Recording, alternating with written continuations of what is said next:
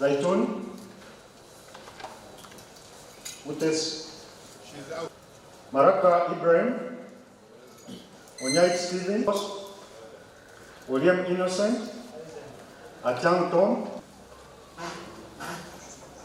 according to the Champions League, or Cup Champions League match. CEO present. CEO is present. Gaddafi FC CEO is Mr. Chen. At this moment to thank particularly the provinces of Acholi, Lango, Teso, West Nile, Bugisu, and Toro. If I don't mention Bunyoro, Mr. Drum will not be happy. Okay, and Bunyoro also. Regional Football Association, the proposal approved by this General Assembly, 8 regions, each will get 50 million, and that's the 400 million. The special interest groups, they are 20 million each, and that's 160 million.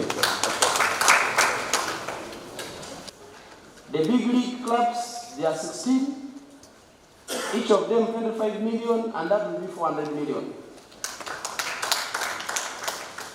The provinces that have not been getting anything, they are 16 plus 2, and that is 18. Each of them 10 million, that's 180 million. District football associations, we expect to have about 100 districts playing football in this country. Each of them 1 million, and that will be 100 million. The women's Super League clubs, there are 10 of them, 30 million each, 300 million. The Women Elite League, 16 of them, 10 million each, 160 million. The Uganda Premier League, 16 of them, each of them 50 million, that's 800 million. This comes to 2.5 billion, and that's a 410% increment from what has been spent in the previous financial year. It is going to be the role of the executive to make sure that we realize the money such that we fulfill the appropriation as it is. But this money is going to come with different conditions, and the executive committee will sit down to write the regulations as they are. I would also like to say that the regulations will include to make sure that this money is utilized according to the objectives of football. With the approval of the budget today, this money should be available starting first, the financial starting 1st January 2024. It has been unfortunate that one of our clubs that Sporting fought to qualify to be among the Uganda Premier League failed the club license, and that is Chetu.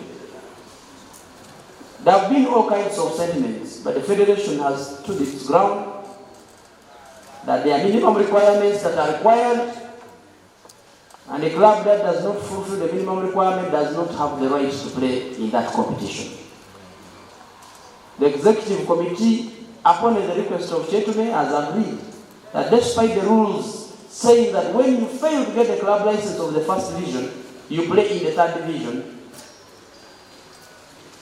the executive committee in its wisdom has accepted that they Chetume play the 2nd division and make an attempt for them to go back in the Premier League. The same applies to Toro United that failed club licensing for the big league, which is the 2nd division.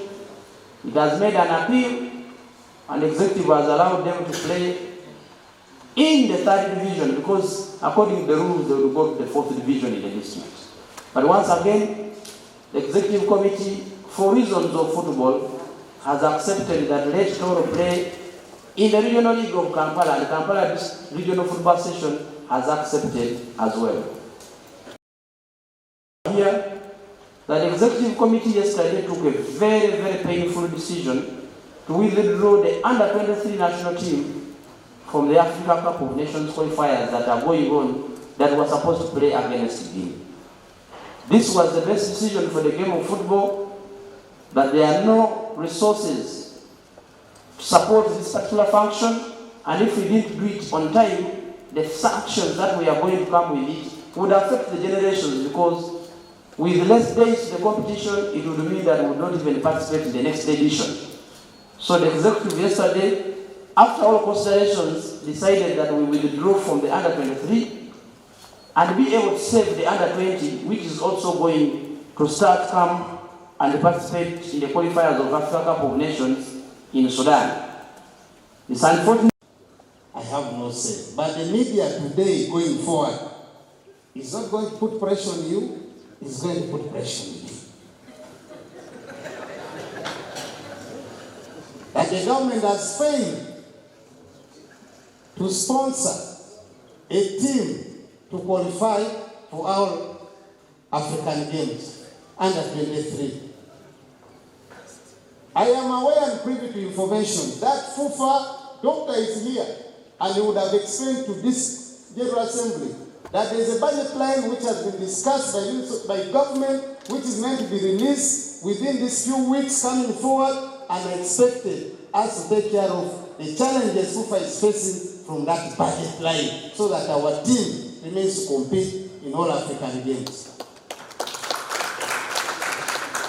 It's true, as a country, I found this was on table, and I want to say, Mr. President and Fufa delegates have constituted a team from the Ministry of Education and Sports, led by Commissioner, and I'm happy General Secretary is a member, I am happy Chairman, National Council of Sports is a member, and I know I am meant to co-opt one or members from Fufa to join that team to discuss what we need to have first before we are ready for this competition.